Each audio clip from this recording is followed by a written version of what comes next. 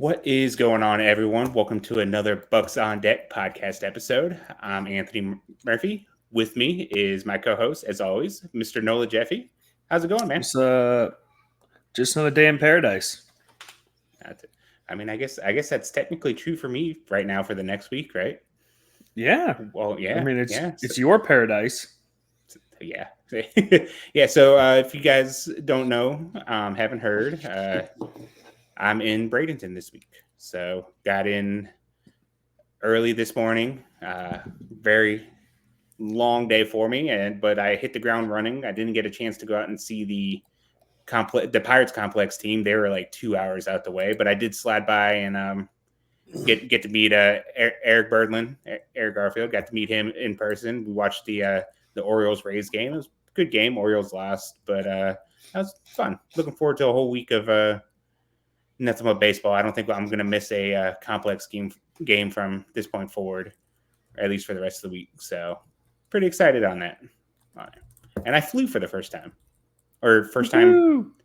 when I wasn't a child. I was You born in got your Hawaii. wings. Yeah, I was born in Hawaii, so obviously I had to fly to get out of there. And then we went Makes to sense.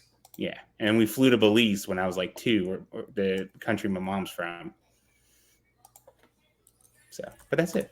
So yeah, that was fun. It's been a really long day. So got some fun stuff for you. We figured we're going to keep it a little bit like Bradenton themed since I'm here now. We're gonna the main reason for the trip, at least the timing of the trip, is because I wanted to get a chance to come out to see the complex team played. Obviously, it's not something that most of these players we don't get a chance to really see much until they hit Bradenton. So there's always that little air of mystery with them. Trying to get rid of that this year, get a good eye on all of them. There's quite a few players repeating this year, but there are some new names. They brought up a lot of pitchers from the Dominican. It looks like a couple other notable names on here. I figured we just kind of go through and maybe rattle off some guys that we're kind of interested in getting to know more, kind of thing. And I know there'll be some obvious names with it. Maybe we could just go ahead and start with like the obvious one. I know the guy that you and I are really, really high on, and that's Xander Meath. He made his professional debut on Saturday. It was, if you want to know just how rookie ball can be at times, just look at his box score, and that'll kind of tell you what it can be. He pitched 3 1/3, gave up 3 hits, gave up 6 runs, but none of them were earned. Nope. Thanks to 2 errors from third baseman. Back to back. So, what's your like? I know we got to see Meath like very briefly in one of the streams that the Pirates complex had at the end of the year. So maybe we can just kind of draw on that. So what's your thoughts on Meath so far, or just like in general? I mean, of everything we've seen so far, I know we even got a little bit of metrics watching that live feed of his one start last year in a complex game, or it was Instructs, I believe. Yeah. He throws hard and a lot of movement from his arm angle. Mm-hmm. I see him as someone who's should pretty easily breeze through the low levels just based off of those aspects alone, just the arm angle, the movement, velocity. He's someone that could probably lay waste to, especially FCL. Yeah. Potentially, I mean, if depending on where the command and control is at, low A probably won't be much of a competition for him. Mm-hmm. But yeah, a lot of that's going to come down to the command and control of where he's at. Young kid, obviously, prep pitcher. So excited to see how everything comes together. Yeah, I was pretty much bought in when I saw a video and it was a hard throwing high school pitcher that throws from a lower arm slot, and then that's pretty much all you had to tell me. And like I was kind of just in at that point. And like we saw him hit, I think it was like 96, 97 with like there's just so much run on that fastball. And then the slider pairs like tunnels well with it. The changeup does as well. It's just like he's a guy that obviously is going to get overlooked right now just because the level that he's at and who the Pirates have like pitching wise. But like I feel like there's a lot of systems that like you drop in a couple other systems and he can challenge to be like one of the top pitching prospects, if not the top pitching prospects elsewhere. Just because of like the intrigue and the arm angle and the velocity and stuff like that. Right, and like I think it was after that prospects game where I made that comment where the Pirates are going to corner the market on flat two seamers, and that was one of the things we saw with him when he threw that thing with the run of it aside. Like it was a very flat two seamer where it's just like, man, the guys are going to struggle with that. Yeah. Just as we're saying with like Hunter Barco, who's throwing 94, 95 now, like it's not easy to hit. Yeah. Low angle. Got to imagine standing is as tall as he is. The extension is probably really good on it as well. So 95, 96 is looking a couple extra miles higher for that. But he's the guy that like I was really hoping that I'd get an opportunity to see while I was down here, and seeing that he pitched on Saturday. You know, the complex, they usually, a lot like Bradenton when it comes to the rotation, they give him like a specific day, and that's kind of like you pitch the once per week. So I should be able to get a chance to see him. I think another of the bigger name too is Tony Blanco Jr. And really like the dude's enormous. The dude's huge. Yeah. And he's like 18 years old and he's just built. And he hits the ball really hard. The question with him is going to be, can the Pirates help him cut back on the swing and miss issues that he had while he was in the Dominican League? What is it? He struck out like 40% of the time in the Dominican something League. Ridiculous like that. He had like a ridiculous average exit velocity, but also, struck out a lot. Yeah, I think the BA article had it like he averaged like the average exit velocity was like 94 and a half or something like that, which would put him like that's upper tier major league kind of stuff. That gets so like all the metrics say like his raw power is probably like, I know it's rare to throw out like an 80 grade for anything, and like I don't like to throw those out, but like when it comes to raw power, like he's where the bar like goes to the top. Well, and you figure, especially with like these DSO kids, like the listed height and weight is whatever it is when they sign, and it pretty much doesn't get updated until they make the majors. Unless that's why I actually just did a search real quick to see if like there was like a 2024 Pirates media guide, because that's usually has updated numbers. But I mean he was listed 6'7", 243 already. So that's insane. They still have him. I think they still have him listed as an outfielder. I don't think that's going to be. I don't know what is it. We're recording this on Monday, and he what is it, doubled and drew a walk there. I'm pretty sure he played first, but I didn't. No, DH. He DH'd. Okay. Yeah.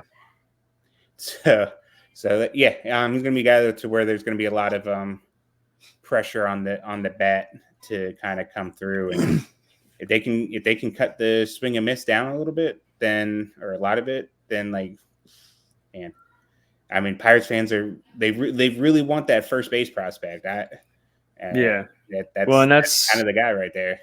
And that's especially with everything we've seen in the past years. Like if he does what Yordani did last year, he might get pushed to Bradenton, but there's probably a good chance he might even stay in the FCL all season. But it would be great to see him go to Bradenton just to see how he himself handles breaking balls. Like if it's gonna look like another Moika Scotto Yordani, their first taste of low A ball is just they get eaten up alive. Yeah, and you brought up Mojica, and then even like someone like Axial Plies, like the guys who are a lot more physically mature over in the Dominican, they tend to put up those numbers, and it doesn't always translate because they're kind of ahead of the game kind of thing. So and we saw Yeah. Plies struggle quite a bit last year in the FCL. So normal situations, I would probably say like, yeah, Blanco's probably in the complex league all year. But with the way that they pushed the schedule up a year, I think, and like the way that they kind of did like some of the roster assignment, because like Yordani, he played quite a bit. Like he struggled in Bradenton, but he also played quite a bit there. So like I think everyone kind of figured he would just start at Bradenton again. But like I like once they announced the roster and he didn't make it, I kind of just assumed that if it was any other year, Yordani probably makes Bradenton, but because it's pushed up, they can start him in the complex, and then there'll still be plenty of time left in the Bradenton season to get him back up there. Same thing with Blanco. Like in a normal situation, Blanco probably doesn't touch Bradenton, but now with the season starting earlier and ending, I think it like ends in like July, like late July. So that still gives them a month and a half or so. They can just take, if Blanco plays well, they could just take him straight from the complex league when that season's done and have him finish off with Bradenton now. Yeah, I guess the other thing though is too, with it being pushed up, is they don't need to make space for draft picks this year though. Yeah. Mm-hmm. So yeah, when they get the, because a lot of times even like the college arms, like the not Paul Skeens, might step into FCL at first, or definitely the prep kids, the ones that will see time in their draft year, will go to the FCL, and you're not going to see that this year. Basically, you're not going to see any draft picks until their first full year. Yeah. Yep.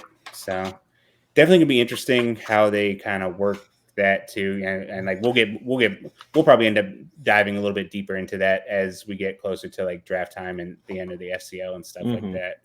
But how about you? Did anyone kind of so like we talked about this before we started recording, that like a lot of these players are coming from the Dominican League, and like I don't generally like to talk about prospects at that point on there because it's kind of we're just box score scouting at this point, and like I've never been a big fan of that myself. But I mean, looking at some of the numbers and maybe some of the other stuff we have heard, anyone particular kind of stand out to you?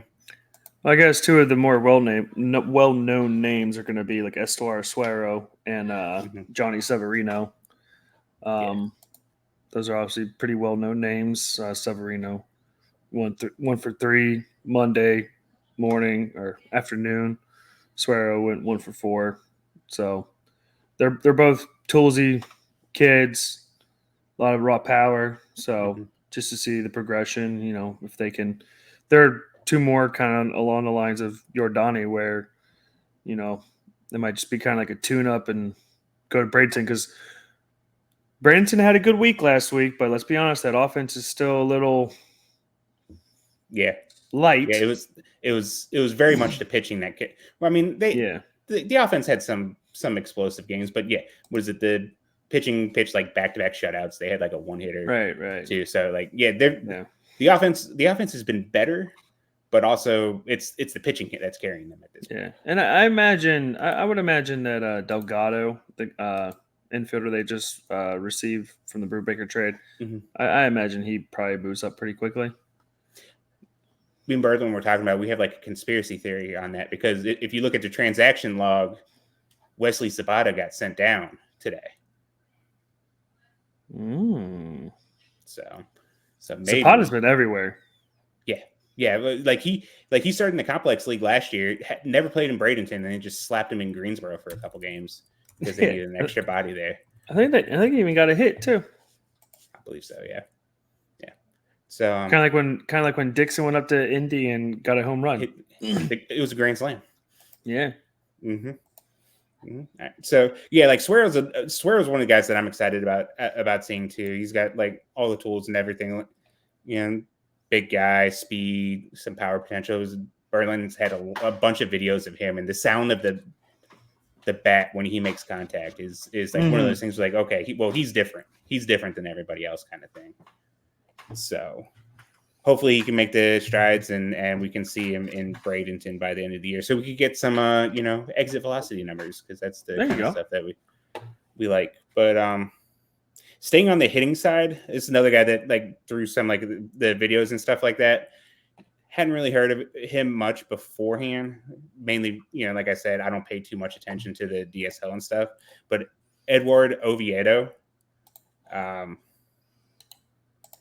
has a double, 3 RBIs this year already. He's 2 for 6, and the four at bats that weren't hits, they've all been strikeouts.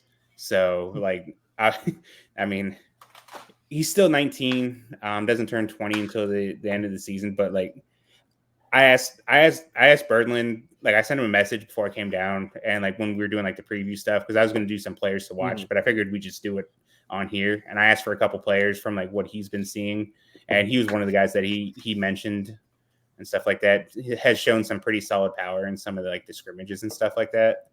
So he like I said, buyer beware, because it's DSL numbers, but he did cut down on the strikeouts from his first year there to the second year. His WRC plus jumped from 60 to 129 his second year. He hit 5 home runs in his second year too. So yeah, and you could hear that. You could hear the pop in the bat whenever. So I mean, we're desperate. They're desperate for pitching, right? Or for hitting, right? So yeah. Well, that's why need it. One guy I hope works out just based off his name alone is John Zarilla. Yes. That was it. I follow him on Instagram, and he does that like an IG live like 20 times a day. Oh, really? Yeah, I get live reports from him constantly. so how about, did you have anyone else? I guess just out of curiosity, Luke Scher, who was the undrafted free agent. Yeah. I always forget how it's technically called. I think it's called like 2 different things, but yeah, the prep undrafted free agent, they got very late in the signing period last year. I think they like got it like just under the wire. Yeah. He was a Cal Poly commit catcher, listed 6'1", 215. So I guess just the way that all unfolded, it seems like someone they were very interested in. So you don't see the prep undrafted free agent thing happen too often, or at least I can't imagine you're going to see that too often, because you would think at some point you just go to college and then you hopefully try to improve your stock at that point. Yeah. So who was it? Man, because I even just did it was one of the previews, one of the past 2 weeks. I forget who. One of the teams, they had like, I want to say it was the 2020 year where they signed, and they had a max undrafted free agent bonus at $20,000, but they somehow signed like 4 or 5 prep kids in 2020. That's crazy.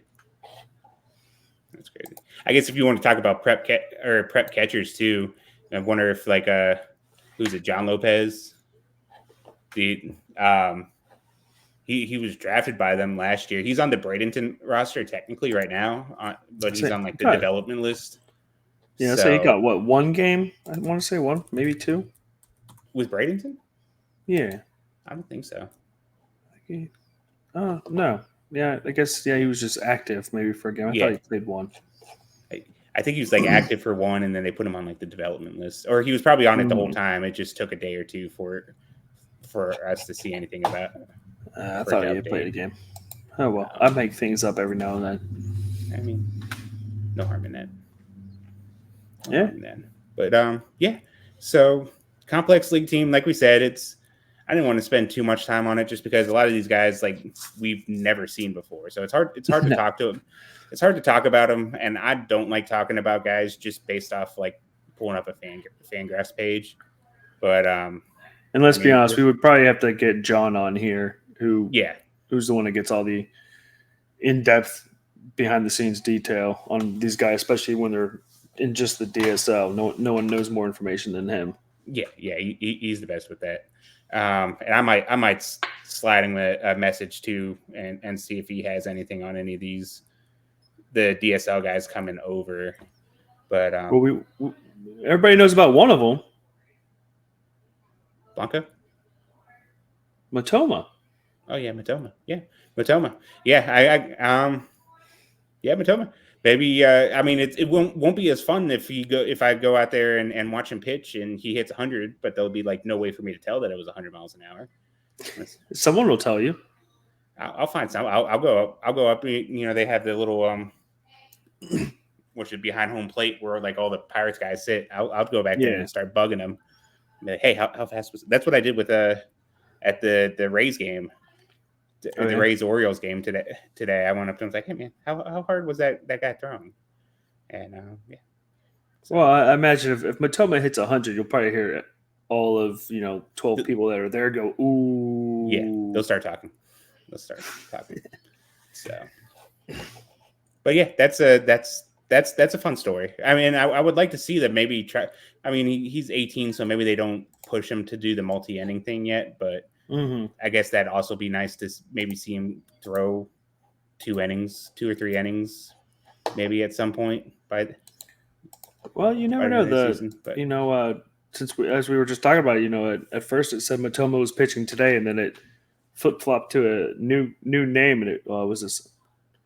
I'm probably just going to butcher all these names. Dioris Martinez. Mm-hmm. I mean, he's only 17, and he went 3 2/3 today. Yeah, the line didn't look bad, and like we were talking there at the game. It's like because at first we thought it was Matoma, and like we all thought it was weird that he was throwing almost 4 innings on 1 day's rest. So that made sense once it updated. But I mean, it's solid numbers for a 17-year-old in the complex.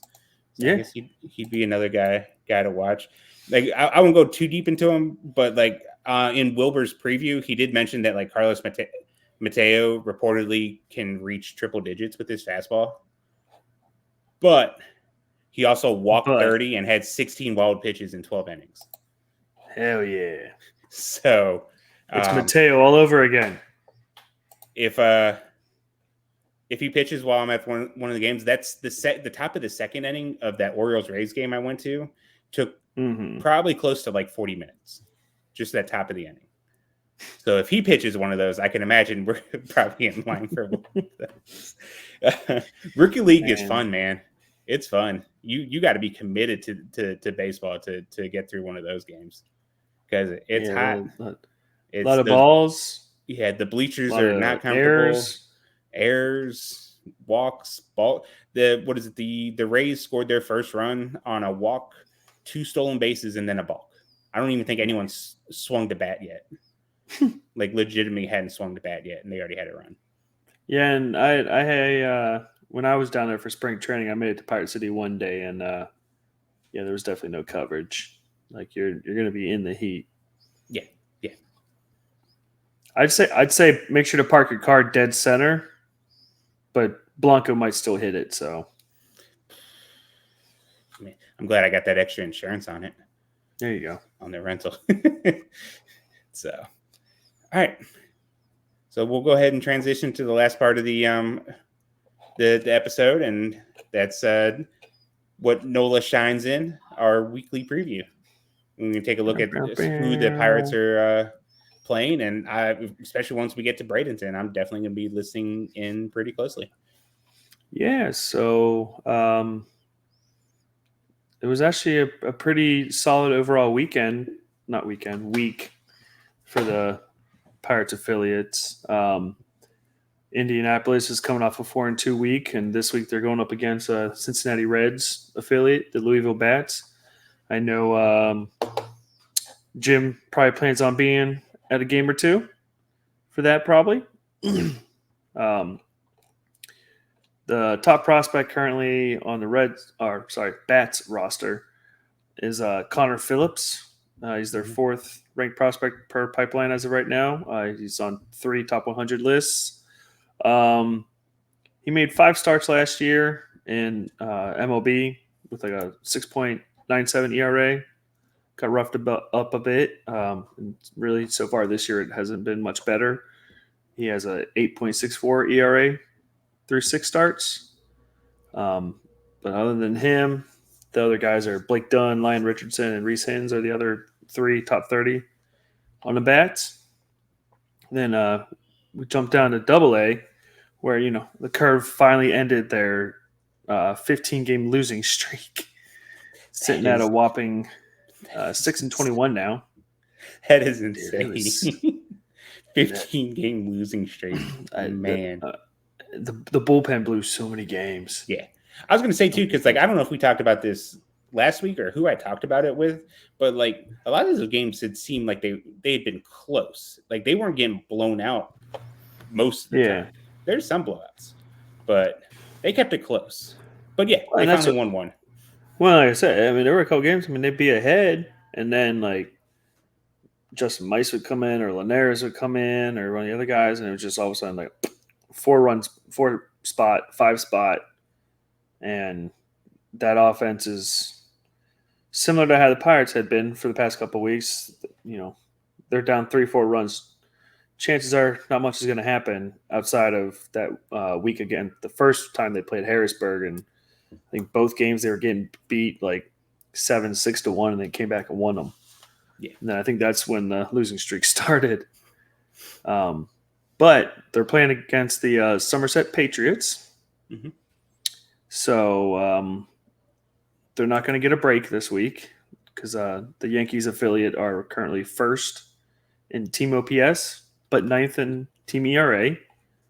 Atop their list is Spencer Jones.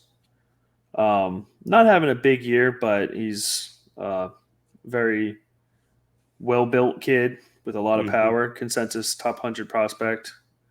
Their second highest rated on Somerset is Chase Hampton, but he's unfortunately on the 60-day IL. Probably helps explain their 9th out of 12th team ERA. Plus, they also traded a handful of guys away. Then, just some of the other names: Brock Selvage, Ben Rice, Augustin Ramirez. There's a lot of top prospects, although, let's see, was there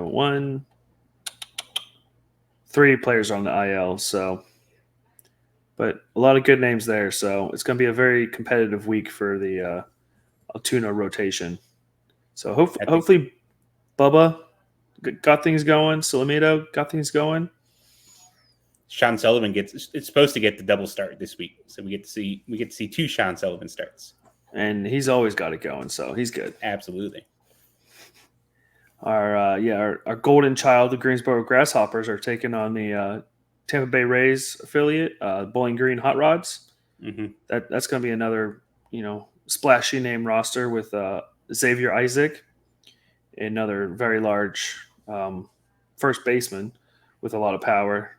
Braden Taylor, so that's their 2022 and 2023 first round picks there. Chandler Simpson, Colton Ledbetter, a couple outfielders with some pop in their bats. So Greensboro will be worth watching, per usual.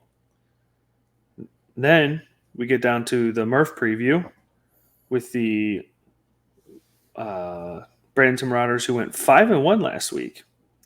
They really boosted that record. They had 4 wins going into the week, and they got it up to 9 with that. They had fewer wins than Altoona going into the week, and now they have 9. But they're playing the St. Lucie Mets, affiliate of the New York Mets. Another pretty light list. Let's see, 1, 2, 3, 6 prospects. One's on the IL, so 5 total. Top 30 from MLB Pipeline. Colin Houck is the highest rated one, 7th overall. He was a first round pick in 23. Shortstop. Jesus Baez was I think it was I don't have it up on right now. 2022 international free agent signing, another shortstop, and then one that I'm personally interested in, Boston Barrow, who was Okay. a prep shortstop, um, drafted in the 8th round of 2023. So Okay. I think you got some interesting guys to look forward to. Sounds like a lot of hitters, Yeah, mainly hitters. it's all infielders. One pitcher, Sal Garcia, right-hand pitcher for. Well, I mean that's good. It's a good. It sounds like it's a good test for the pitching this week. You got a nice little mix of pitchers everywhere, or a nice mix of hitters that they're gonna have to face throughout the system. So it's nice to see them get pushed and stuff like that. So, but yeah, good stuff. Good stuff as always. Well, so you got any Nola knowledge for us before we close this out?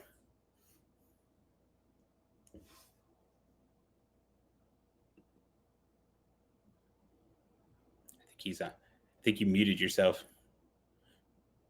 Sorry, give me 1 minute. Sorry. Yeah, I got you. All right, so I will talk here. Yeah, I'm excited for it, and I guess maybe now is a good time to see. You'll see on the website today. While I'm in Bradenton, Bucks on Deck, we're going to run a 20% off yearly subscriptions. So sign up, upgrade now to a yearly paid subscription, and you get 20% off. Pretty good deal. We do a lot of good stuff here at the site.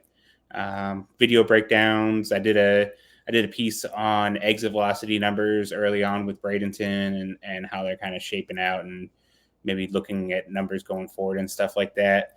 Of course, any content that I get down here while I'm here will be under the premium side of things. But yeah, gonna be a fun week. I'm excited. It's been something that I've been trying to get down to do. Almost got to do it last year, but kind of with the move and everything like that, that didn't really pan out that way. You good? You got it? We're good now. Okay. I told them the great news that while I'm in Bradenton, that I'm going to be running 20% off on paid subscriptions for Bucks on Deck this week. Yeah.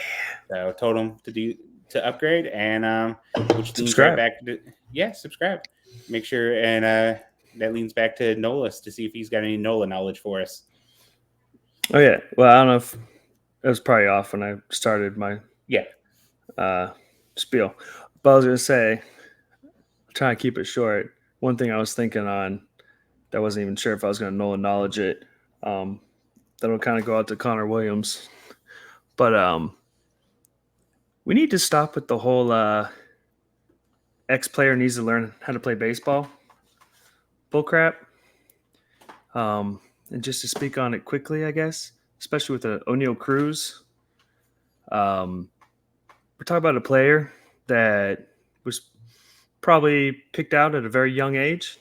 It was probably under, Buscones, 10, 11, 12 years old, with maybe some sort of professional teaching. Yeah. And then by 16 is in a professional organization. And he's been in professional organizations for a decade. And he's at the highest level you can be at. Pretty sure the guy knows how to play baseball. Yeah. I'd imagine he a lot more knowledgeable on the game than most of us. Yeah, which I guess another aspect of that too. Seeing I read through Noah Hiles' article, and one of the comments that made me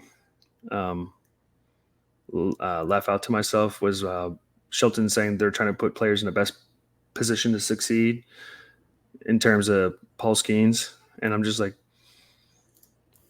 are you? Because if you were putting players in the best position to succeed, you wouldn't be drafting all these fringe second basemen to play shortstop, to play outfield, or a Cruz probably shouldn't be at shortstop. Had another error the night of this recording. Henry Davis probably would not be playing catcher. They appear to make it more difficult than it should be. It's like by that point, by the time the guys are getting to the major, they should be set in a spot to where you're putting them in the best position to succeed, and they don't really seem to be doing that. Yeah, it's like Henry Davis is like the poster child for that at this point. Like, you say you want to set them up to succeed, you call him up, say it's for his bat, you stick him into a position that he's barely played. He does really poorly in that. So, like, okay, what we're going to do is we're going to stick you back at your original position that it wasn't even a guarantee that he was going to be able to stick there. Now you got to learn how to not only hit major league pitching, because like he was okay, he wasn't great last year, and you got to learn how to manage an entire pitching staff as well at the major league level. While after missing an entire year of development at that position, right? That doesn't really seem like setting him up for success. And he was one of your first overall picks that you had. This is the guy that you invested heavily in, and you've kind of just destroyed him pretty much. Like, yeah. Well, that's why I kind of going back to Cruz again. It's the fact that, when he was in low A, it was like, well, he'll get better with time and reps. Then he got to high A. He'll get better with time and reps. Double A. He'll get better with time and reps. Triple A. Major League. It's like, okay, we've been doing the whole he'll get better with time and reps for a very long time now. Maybe it's time to accept that, hey, he could be a 30-30 player that plays anywhere. It doesn't have to be shortstop. No. 30-30 works in center field. 30-30 works in right field. Put him at DH. He'll be 40-40. Who knows? Yeah. It's crazy. It's frustrating, and that's why I watch minor league games, and that's about it. So I'm going to go bury my head in the sand that is the Florida Complex League and Single A for the next week, and not think much about stuff like that. Well, there you go. So, I think you should rest up and prepare for a big week. Yeah. I've been up since 1:00 in the morning, and it is 11:00 as we go to about wrap it up. So, yeah. You want to go ahead and give out your socials and everything like that? I know it's sitting right there, but I guess for the right. No, people, I never know what side. At Nola Jeffy. NOLAJEFFY. And you can follow me at _Murphy88. The written version of Nola's preview will be up on the site in the morning. Daily features, 10:00, game day. Come talk baseball with us. We're generally pretty active in there. I know the community itself is growing pretty strong. We get quite a few people in there to talk throughout the day. It was brought to my attention on that it does seem like it's a little bit light sometimes in there, but like we do 2 to 3 articles a day. I think yesterday we did like 4. So the comments can get a little spread thin and stuff like that. I'm looking at ways to maybe kind of condense everything. I have some ideas and stuff like that, but subscribe to the site. Like I said, for the next week while I'm here in Bradenton, you get 20% off of a yearly subscription. Just follow.